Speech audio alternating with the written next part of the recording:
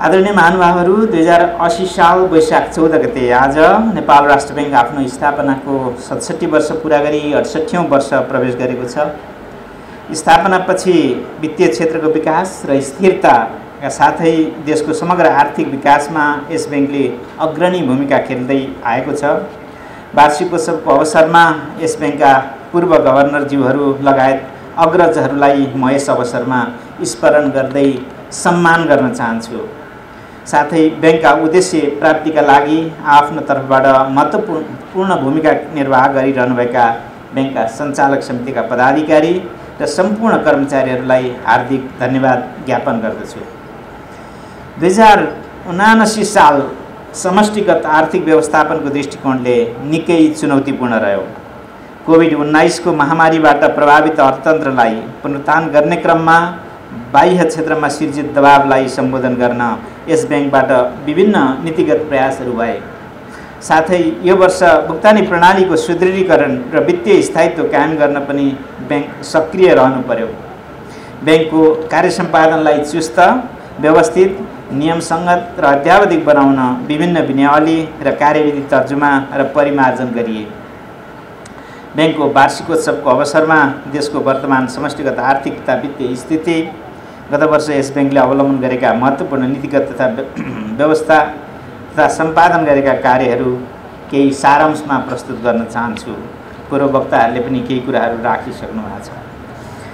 आर्थिक वर्ष 2078-79 मा नेपालको शोधनान्तर घाटा उल्लेख्य मात्रामा बढेर विदेशी विनिमय सञ्चिति तीव्र दरमा घट्न गयो।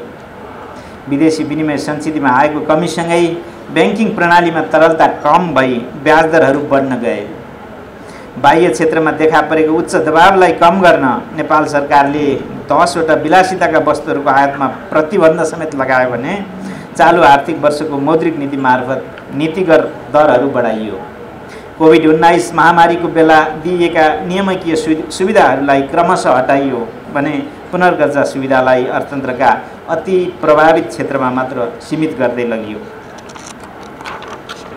नेपाल सरकार र यस बैंकले लिएका नीतिगत व्यवस्था र प्रयासले गर्दा 14 महिनापछि 2079 असोजबाट शोधनान्तर बचत रहन गई विदेशी मुद्राको सञ्चितिमा सुधार हुन थाल्यो। शोधनान्तर स्थितिमा आएको सुधारसँगै नेपाल सरकारले केही वस्तुहरूको आयातमा लगाएको प्रतिबन्ध हटाएको छ भने यस बैंकले पनि केही वस्तुहरूको आयातको लागि प्रतिस्पर्धा खोल्दा नगद मार्जिन राख्नुपर्ने व्यवस्था हटाइसकेको छ। शोधनान्तर स्थिति र विदेशी विनिमय सञ्चितिमा पछिल्ला महिनामा आएको निरन्तर सुधारका कारण बैंकिङ प्रणालीको तरलता स्थितिमा पनि सुधार आएको छ भने ब्याज दरमा परेको दबाव कम हुन थालेको छ। बैंक तथा वित्तीय संस्थाले पनि निक्षेप र कर्जाको ब्याज दर घटाउन थालेका छन्।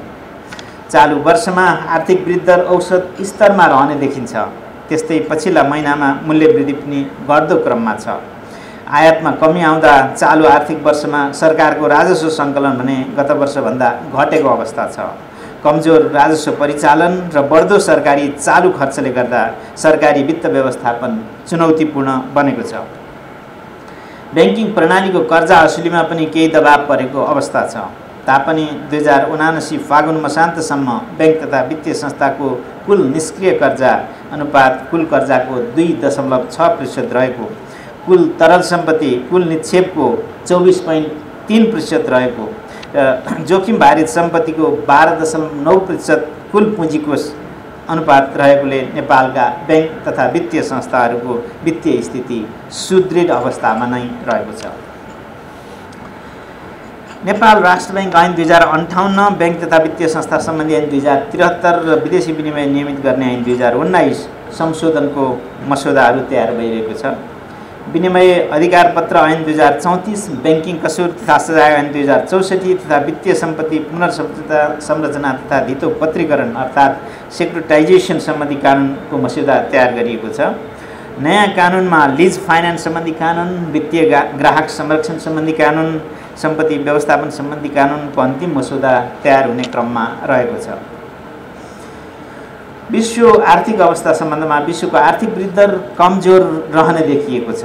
अन्तर्राष्ट्रिय मुद्रा कोषले सन् 2022 मा 3.4% को वृद्धि भएको विश्व अर्थतन्त्र सन् 2023 मा 8% मात्र विस्तार हुने प्रक्षेपण गरेको छ। छिमेकी मुलुकहरू भारतको अर्थतन्त्र सन् 2023 मा 5.9% र चीनको अर्थतन्त्र 5.2%ले वृद्धि हुने कोषको प्रक्षेपण छ। सन् 2023 मा मूल्य वृद्धि केही सुधार हुने प्रक्षेपण रहेको देखिन्छ। राष्ट्रिय तथ्याङ्क कार्यालयका अनुसार चालु आर्थिक वर्षको पहिलो त्रैमासिकको आर्थिक वृद्धि दर 0.80% मात्र रहेको छ। चालु आर्थिक वर्षको आर्थिक वृद्धि दर 4% को हाराहारीमा रहन सक्ने भनेर विभिन्न अन्तर्राष्ट्रिय सङ्घ संस्थाहरूले समेत अनुमान गरेको अवस्था छ। 2079 फागुन महिनामा वार्षिक बिन्दुगत उपभोक्ता मुद्रास्फीति 7.44% रहेको छ। मैले आर्थिक सूचकाङ्कहरू यहाँ दोहोऱ्याइ राखिनँ, यहाँ धेरै सूचकाङ्कहरू अगाडि पब्लिक भइसकेका छन्। 2079 फागुनमा 91 दिने ट्रेजरी बिलको भारित औसत ब्याज दर 9.33% रहेको छ। यसै गरी वाणिज्य ब्याङ्कहरू बीचको अन्तर्ब्याङ्क कारोबार भारित औसत ब्याज दर 7.18% रहेको कायम भएको छ। 2079 फागुनमा वाणिज्य ब्याङ्कको कर्जाको भारित औसत ब्याज दर 13.03% र निक्षेपको औसत ब्याज दर 8.37% रहेको छ। यसै गरी वाणिज्य ब्याङ्कहरूको औसत आधार दर 10.64% कायम भएको छ। पछिल्लो समय औसत निक्षेपको ब्याज दर र आधार दरमा कमी आउन थालेको छ। यस वर्ष ब्याङ्क तथा वित्तीय संस्थाको मर्जर तथा प्राप्तिमा उल्लेख्य प्रगति भएको छ। विगत एक वर्षको अवधिमा वाणिज्य ब्याङ्कहरू मर्जर तथा प्राप्तिमा संलग्न भई वाणिज्य ब्याङ्कहरूको सङ्ख्या 27 बाट 21 मा झरेको छ। 2079 फागुन मसान्तसम्ममा 184 संस्थाहरूको इजाजत खारिज हुन गई 73 संस्था मात्र कायम भएका छन्। विगत एक वर्षमा वित्तीय पहुँच उल्लेख्य विस्तार भएको छ। 2079 फागुन मसान्तसम्म वाणिज्य ब्याङ्कका 5049, विकास ब्याङ्कका 1130, वित्त कम्पनीका 282 र लघुवित्त वित्तीय संस्थाका 5168 गरी ब्याङ्क तथा वित्तीय संस्थाको कुल शाखा सङ्ख्या 11629 पुगेको छ। यसबाट प्रति ब्याङ्क तथा वित्तीय संस्थाको शाखाबाट औसतमा करिब 2510 जनसङ्ख्याले सेवा प्राप्त गर्न सक्ने देखिन्छ। 2079 फागुन मसान्तसम्ममा 753 स्थानीय तहहरूमध्ये 752 स्थानीय तहमा वाणिज्य ब्याङ्कहरूको उपस्थिति भइसकेको छ। अन्तिम ऋणदाता सुविधा सम्बन्धी विनियावली 2079, चालु पुँजी कर्जा सम्बन्धी मार्गदर्शन 2079, वित्तीय साक्षरता मार्गदर्शन 2079, मनी लन्ड्रिङ तथा risk assessment guideline for bank and financial institution, foreign bank branch licensing policy 2022 जस्ता डकुमेन्टहरू यो साल जारी गरिएका छन्। ब्याङ्क तथा वित्तीय संस्थाले कायम गर्नुपर्ने अनिवार्य नगद अनुपातलाई 4% र वैधानिक अनुपात तरलता अनुपातलाई संशोधन गरी वाणिज्य ब्याङ्कहरूको हकमा 12% तथा विकास ब्याङ्क तथा वित्तीय ब्याङ्क कम्पनीहरूको हकमा 10% कायम पर्ने व्यवस्था यो साल गरिएको छ। वैदेशिक रोजगारमा रहेका नेपालीहरूले परिवारको नाममा पठाएको विप्रेसन रकम निजको परिवारले बचत मुद्दती निक्षेप खातामा राखेमा न्यूनतम 1% बिन्दु थप गरी ब्याज दर प्रदान गर्नुपर्ने व्यवस्था गरिएको छ। ब्याङ्क तथा वित्तीय संस्थाबाट नियमित रूपमा लिँदै आएको तथ्याङ्कको सङ्कलन, सुरक्षण, अनुगमन, विश्लेषण एवं विवरण प्रकाशनमा रहेका विद्यमान समस्याहरूलाई सम्बोधन गर्न यस ब्याङ्कको स्थलगत निरीक्षण प्रक्रियालाई आधुनिकीकरण गरी यस ब्याङ्कको सुपरिवेक्षकीय क्षमतामा अभिवृद्धि गर्न सुपरभाइजरी इन्फर्मेसन सिस्टम कार्यान्वयनमा ल्याइएको छ। भुक्तानी सम्बन्धी कार्य गर्ने संस्थाहरूलाई प्रदान गरिने मौजुदा अनुमति नीति 2073लाई भुक्तानी तथा फर्सेट ऐन तथा सम्बन्धित विनियावलीसँग सामञ्जस्य कायम हुने गरी पुनरावलोकन गरी नयाँ लाइसेन्सिङ पोलिसी जारी गरिएको छ। विद्युतीय भुक्तानी कारोबारमा व्यापक विस्तार भएको छ। 2079 वैशाखदेखि फागुन मसान्तसम्म रिटेल पेमेन्ट इन्स्ट्रुमेन्ट माध्यमबाट मात्र करिब रु 74 खर्ब बराबरको कारोबार भएको छ, जुन अघिल्लो वर्षको सोही अवधिको तुलनामा लगभग 34%ले बढियो। ब्याङ्कले आर्थिक वर्ष 79-80 लाई विद्युतीय भुक्तानी कारोबार प्रवर्धन वर्षको रूपमा मनाउने निर्णय भए बमोजिम विभिन्न कार्यक्रमहरू निरन्तर चलिरहेका छन्। इजाजतपत्र प्राप्त ब्याङ्क तथा वित्तीय संस्था तथा विप्रेसन कम्पनीले यस ब्याङ्कबाट अनुमति प्राप्त भुक्तानी प्रणाली सञ्चालकसँग सहकार्य गरेर जारी गरेका कार्डमा समेत विद्यमान व्यवस्थाको अधीनमा रहेर विप्रेसन भित्राउन सक्ने व्यवस्था यो अवधिमा गरिएको छ। ब्याङ्कमा नोट जनाउने प्रथाको अन्त्य भई bank note shredding and briquetting system कार्यान्वयनमा आएको छ। बैंकको आन्तरिक लेखा परीक्षणलाई थप प्रभावकारी बनाउँदै जोखिममा आधारित लेखा परीक्षण पद्धतिलाई कार्यान्वयनमा ल्याइएको छ। नेपाल राष्ट्र बैंक ऐन 2058 को दफा 7 ले तोके बमोजिम संस्थाको चुक्ता पुँजीको 10% को सीमाभन्दा बढी लगानी रहेको संस्था तथा लगानी गर्न नहुने संस्थाको सेयर मध्ये नेपाल स्टक एक्सचेन्ज लिमिटेड, कर्जा सूचना केन्द्र लिमिटेड र नेशनल बैंकिङ इन्स्टिट्युट लिमिटेडको सेयर आंशिक रूपमा तथा ग्रामीण लघुवित्त संस्था लिमिटेडको सेयर पूर्ण रूपमा बिक्री गरिएको छ। यो अवधिमा सेयर बिक्री पश्चात उक्त संस्थामा रहेको लगानी ऐनले तोकेको सीमाभित्र कायम हुन आएको छ। वित्तीय जानकारी इकाइ नेपाल र फाइनेन्सियल इन्टेलिजेन्स युनिट मालदिभ्स बीच सूचना आदान प्रदान सम्बन्धी MOU-मा हस्ताक्षर भएको छ। आयात तथा निर्यात व्यापारको माध्यमबाट हुन सक्ने सम्पत्ति शुद्धिकरण सम्बन्धी शङ्कास्पद कारोबारलाई को रिपोर्टिङको लागि GoML सिस्टममा चाहिँ STR थप गरिएको छ। 2072 वैशाख 15 गतेको भूकम्पको कारण क्षतिग्रस्त भएका यस बैंकका थापाथली स्थित भवनको पुनर्निर्माण कार्य फागुन मसान्तसम्म 79 फागुन मसान्तसम्म करिब 92% र बालुवाटार स्थित भवनको निर्माण कार्य करिब 87% सम्पन्न भएको छ। वित्तीय समावेशिता तथा ग्राहक संरक्षण महाशाखा स्थापना भएको छ। त्यसैगरी सम्पत्ति शुद्धिकरण निवारणको सुपरिवेक्षणको लागि छुट्टै महाशाखा स्थापना भएको छ। बैंकमा रहेको सूचना सुरक्षालाई थप मजबुत बनाउन security information and event management system स्थापना गरी सञ्चालनमा ल्याइएको छ। कानुन महाशाखाको लागि तमसुक व्यवस्थापन लोन डिड सिस्टम विकास गरी सञ्चालनमा ल्याइएको छ भने फरेन एक्सचेन्ज अनलाइन सिस्टमलाई आवश्यकता अनुसार परिमार्जन गरी स्तरमा त्यही गरिएको छ। स्विफ्ट सिस्टमको पनि सेक्युरिटी सिस्टम इम्प्रुभ गरिएको छ। Database and Nepalese economy Nepal राष्ट्र बैंकको वेबसाइट मार्फत सार्वजनिक गरी नियमित रूपमा तथ्याङ्क अद्यावधिक भइरहेको छ। पहिलो पटक सम्पन्न गरिएको वित्तीय साक्षरताको आधार सर्वेक्षणको प्रतिवेदन सार्वजनिक गरिएको छ। अन्तर्राष्ट्रिय मुद्रा कोषको सहयोगमा नेपालको वित्तीय क्षेत्र स्थायित्व पुनरावलोकन अर्थात् financial sector stability review SSR गर्ने कार्य सम्पन्न भई उक्त संस्थाबाट प्रारम्भिक प्रतिवेदन प्राप्त भएको छ।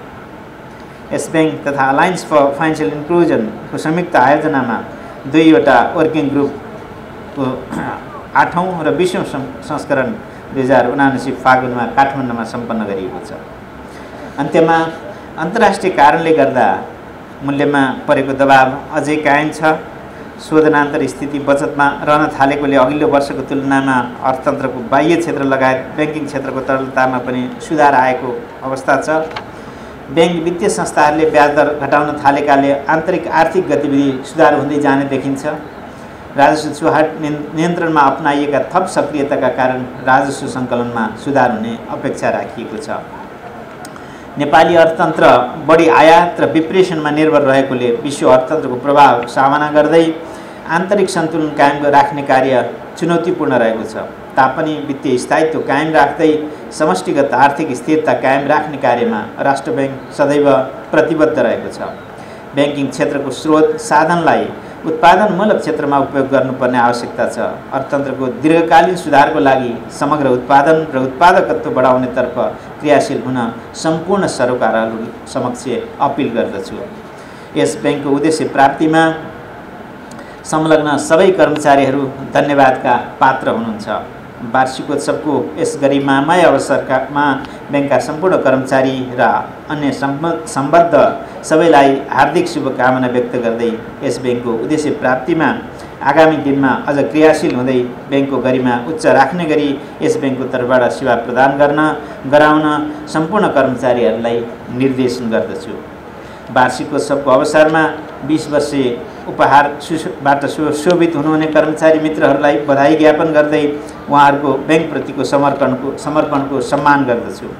नेपाल राष्ट्र बैंकको 68औं वार्षिकोत्सवका अवसरमा पहिलो पटक उत्कृष्ट सेवा पुरस्कार सुरु गरिएको छ। यस अवसरमा पुरस्कृत हुने सम्पूर्ण कर्मचारीलाई हार्दिक बधाई ज्ञापन गर्दछु। यसैगरी सबैभन्दा बढी रेमिट्यान्स भित्राउने र डिजिटल कारोबार गर्ने संस्थाहरूलाई पनि यस अवसरमा सम्मान गर्ने अभ्यासको सुरुवात गरिएको छ। उहाँहरूलाई पनि हार्दिक बधाई ज्ञापन गर्दछु। यसैगरी बैंकको 68औं वार्षिकोत्सवको उपलक्ष्यमा आयोजित आर्थिक लेख, खेलकुद, बाल चित्रकला लगायतका विभिन्न प्रतियोगिताका विजेताहरूलाई पनि हार्दिक बधाई ज्ञापन गर्दछु। अन्त्यमा यस बैंकको काम कारबाहीमा निरन्तर सहयोग गर्ने नेपाल सरकारका विभिन्न निकाय, बैंक तथा वित्तीय संस्था, निजी क्षेत्रका सङ्घ संस्था, सञ्चार क्षेत्र, प्रबुद्ध वर्ग, अन्तर्राष्ट्रिय मुद्राकोष लगायतका दात्री निकाय, अन्तर्राष्ट्रिय सङ्घ संस्था र सर्वसाधारण सबैमा यस अवसरमा धन्यवाद ज्ञापन गर्दछु। आगामी दिनमा पनि सम्बद्ध सबै पक्षबाट बैंकलाई निरन्तर सहयोग प्राप्त हुनेमा विश्वस्त छु। यहाँहरूको यो धैर्यताका साथ मेरो यो भनाइ सुनिदिनु भएकोमा हार्दिक धन्यवाद व्यक्त गर्दछु। अन्त्यमा नेपाल राष्ट्र बैंक प्रति सबै स्टेक होल्डर, पूर्ववक्ता साथीहरूले पनि राख्नुभयो, स्टेक होल्डरको जुन खालको अपेक्षा चाहिँ हामी पाइरहेछौँ यसको लागि पनि म हार्दिक आभार व्यक्त गर्दछु। अपेक्षा यो लेभलको अपेक्षा छ कि चाहिँ जुनसुकै कुरो पनि नेपाल राष्ट्र बैंकले सम्पादन गरिदियोस्, मन्ट्री पोलिसीले नै सम्पादन गरिदियोस् भन्ने लेभलको अपेक्षा हामी पाइरहेछौँ। यो अपेक्षा हुनु पछाडि हाम्रा अग्रजहरूले नेपाल राष्ट्र बैंकलाई यहाँसम्म ल्याइदिनु भएको, हाम्रा साथीहरू, कर्मचारी साथीहरूले नेपाल राष्ट्र बैंकको भूमिका त्यसरी रिफ्लेक्ट गरिदिनु भएको उपज हो जस्तो मलाई लाग्छ। हाम्रा सीमा छन्, त्यो सीमाभित्र रहेर नेपाल राष्ट्र बैंकले आफ्नो नीतिगत निर्णयहरू, आफ्ना अपरेसनल कामहरू सञ्चालन गर्नेछ र समग्र देशको अर्थतन्त्रको स्थायित्वलाई शिरमा राखेर नेपाल राष्ट्र बैंकले काम गर्नेछ। म यो प्रतिबद्धता व्यक्त गर्दै यहाँहरू सामुबाट बिदा हुन चाहन्छु।